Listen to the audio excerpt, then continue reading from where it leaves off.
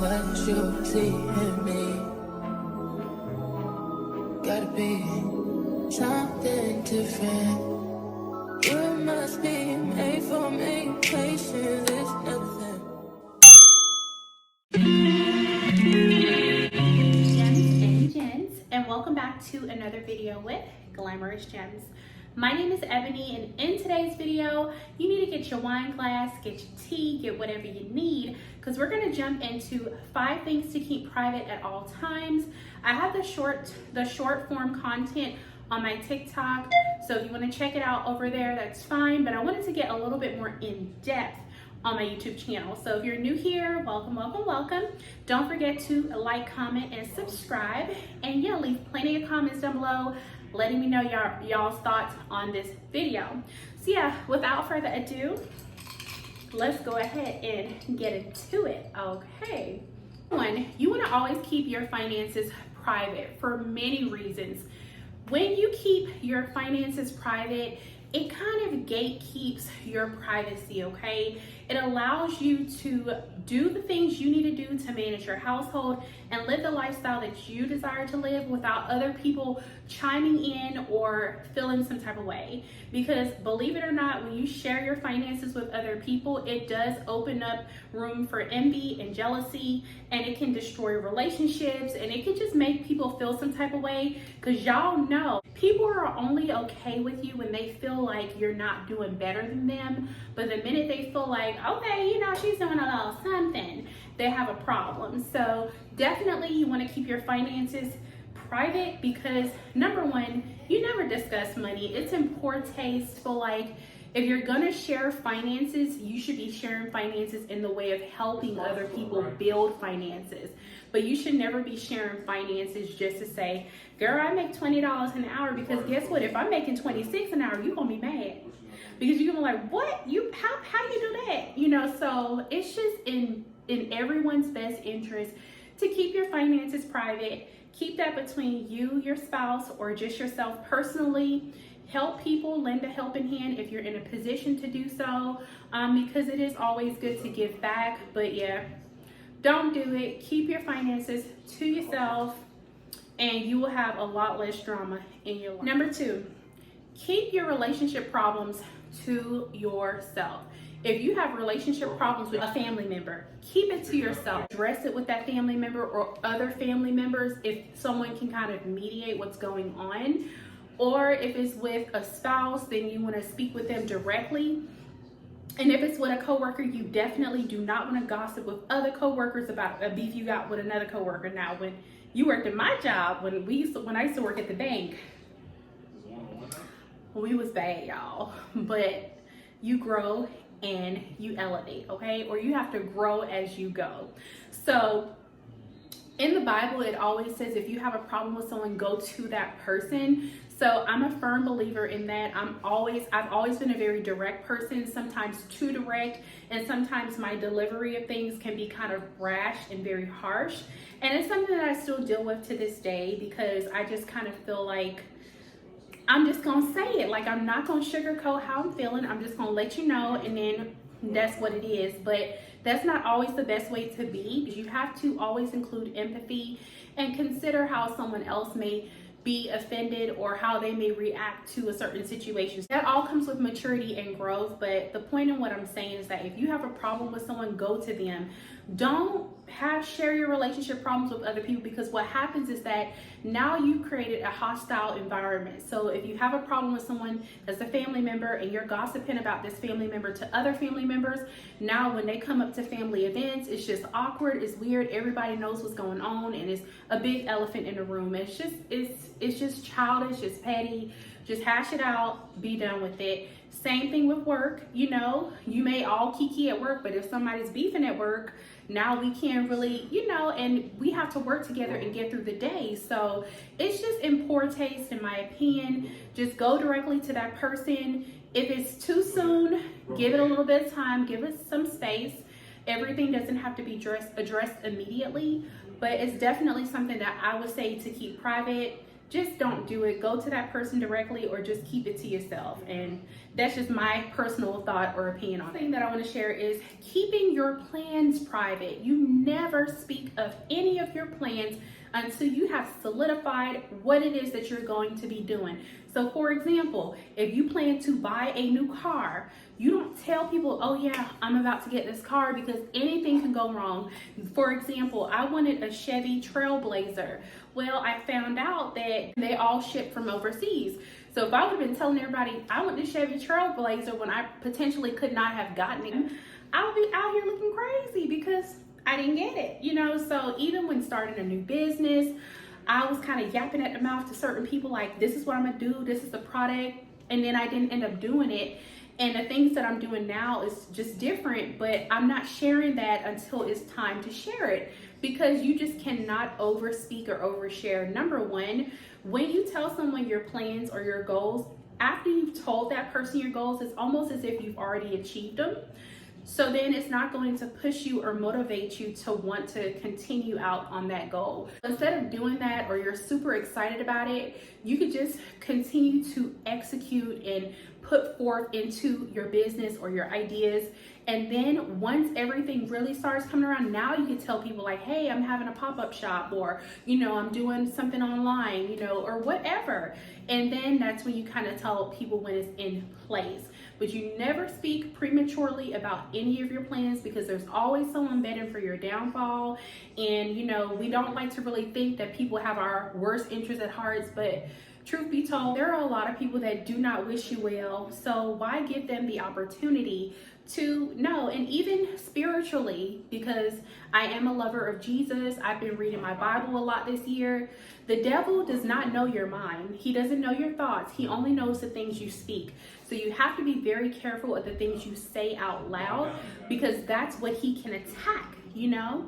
And we still have power and dominion over him regardless. So it is what it is. But my point is that you have to be very careful of the things that you say, because then it's going to be a devil, because we deal with people and they carry these spirits on them, and they're going to say something or tell you why this isn't going to work, or it doesn't make sense to do it that way, do it this way.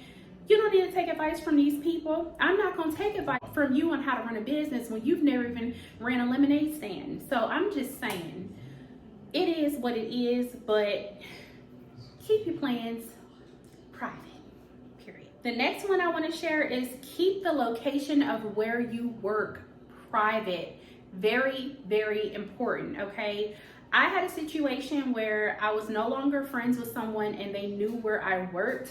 And this person actually was driving past my job frequently and seeing if I was there. They knew the type of car I drove, everything. And it's just very weird, you know, like you just have to really safeguard as many things about yourself as you possibly can, because truthfully, we have emails. A lot of our information is public information on the internet. Anyone can really find it if they're looking hard enough.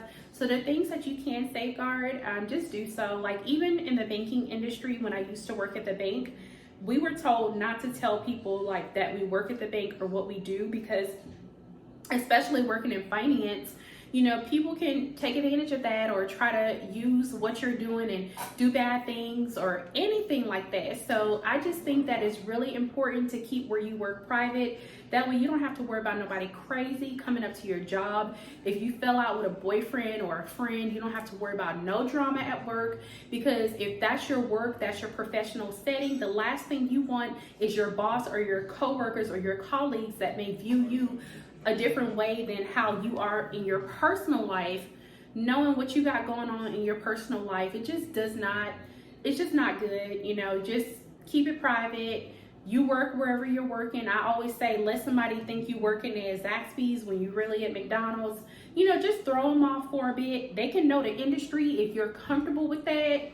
I mean, truthfully, as women, how many times we done gave a guy the wrong name? Y'all get what I'm saying? You just cannot give out everything for free these days. You never know someone's intentions until they show you, and most times it's gonna be bad. So I would just say, keep that private. That's where you make money. That's your livelihood. You need your job. So Don't let people know where you work, especially someone that you don't know for real. Like, just don't do it. Another thing, picking up or piggybacking off of not letting people know where you work. Don't let a lot of people know where you live. I say it all the time, your home is your sanctuary, okay? It's the place where you have peace, and I pray that y'all have peace in your home and there's no chaos and drama. But peace and just, you know, your own little bubble away from this crazy world. So the last thing you need is just any and everybody walking up in your house. People have negative spirits on them, and they can bring these spirits into your home and let them linger around. And that's why it's a custom in certain households for people to take their shoes off before they come in the house, or, you know, people to cover their shoes, which I'm probably gonna do that when I get my house, get them little nets that you put over your people's shoes. I'm not gonna make them take their shoes off, but I'll put those little, you know, hospital foot things on their feet before they come in my house. But it's important because people do carry negative energy and spirits, and if you have a very nice home and you keep your home tidy, like, people may envy that. You just never know. So I feel like it's okay to let people know where you live when you've built that relationship, but ultimately you have to live there at the end of the day. So if you just letting a random new person that you just met in your home and they're crazy, or you fall out, now you could potentially be exposing yourself to a danger, or your kids or your family, because these people know where you live. Like, you can't just get up and move somewhere the next day if you have a problem. Like, you have to endure. So it's just very important. It's a safety measure, in addition to being private, of letting people know where you live. I just don't recommend it. Truthfully, I wouldn't even let some family members know where I live, because I just don't get up with anybody. Y'all know how it is. Just because we're family, if you was in my blood, your character and your personality, we just would not click. So you know how it can be. But yeah, keep your home private. That's your sanctuary. That's where you get your peace of mind. You can have your woosah after the day is done and just enjoy your family and the lifestyle that you have curated for yourself. Just keep it drama free. Keep it as peaceful as you possibly can. And yeah, I wouldn't be giving too many people my address, not in this age. Also, I want to share acts of kindness. So definitely, I do enjoy watching acts of kindness on YouTube, Facebook, TikTok. I love seeing these kinds of videos, right? But I just feel like it's in poor taste when we have to, as people, show everything we're doing out of generosity. It almost seems I'm not genuine, you know, because why do I have to post that I bought a homeless man a cup of coffee? Like, if I bought him the coffee, you know, I just want to go ahead and buy that for him. I don't want to just showcase it. You know, I might have been in a moment, we may have had a good conversation or anything. Like, you don't have to broadcast what you're doing for other people. There are some people that would do things for other people just to keep a receipt of what they've done, so that way if they have an issue with this person in the future, they can backtrack to what they did for you in the past and say, I don't know why. And they'll treat you bad, right? What they'll do is they'll treat you real bad whenever they get good and ready, and then they'll come back and be like, I don't know why they act like this. I've done this, I've done that, I've done this, I've done that, and she still does this. And then the person on the outside looking in is like, oh my gosh, I can't believe you've done all of this for this person, and this is how they treat you. And it's like, no, you are a snake and you need your head cut off. You know, like, people are crazy in this world with certain things they do. Some people actually keep receipt, like in a book, of what they do for people, just so they can have it as capital, as leverage to go back and say, if they ever have to check them, go back and say, well, I did this for you, or I did that for you. It's just, it's crazy. That's not how I operate. If I'm gonna do something for someone, it's gonna be genuine out of my heart. If I have to keep a receipt of what I'm doing for you, it's not because I genuinely want to help you. I'm just doing it so that I can appear to others that this is the type of person I am, but in reality, I'm not. Because if you really care about people and you're really genuine about the things you're doing, you don't have to show it, and you don't have to tell other people what you're doing. If you're helping somebody pay their rent, why are you telling other people you're helping someone to pay their rent? So it kind of goes back to, some people will extend a lending hand to help you and be generous to you, and they will take their mouth and share with someone else all of the things they've done for you you know, to try to make themselves look a certain way, but in reality they just did it so they could have something to say. Like it's crazy. So some people just, they really need a lot of help. These are just 5 simple tips that I would say that I think that you should keep private, just so that you can have a more peaceful, private life, and you can protect your peace of mind, your sanity, and just your lifestyle. Because again, you never know what somebody is going to do or capable of doing until they show you. And you just want to definitely make sure that you're not sharing or oversharing. I have always been an oversharer because I'm just naturally that way, and I'm to a point now where it's like I just can't be that way, and certain people think I'm acting funny, and I really don't care, because at the end of the day you have to protect your peace. Okay, so yeah, leave comments down below letting me know your thoughts on these 5 tips or things that I personally feel like should be kept private, and also leave comments down below on some of the things you keep private, and maybe I can do a part 2 to this video. But again, my name is Ebony. Don't forget to like, comment, subscribe, and share. And until next time, I will see you gems and gents in the next video.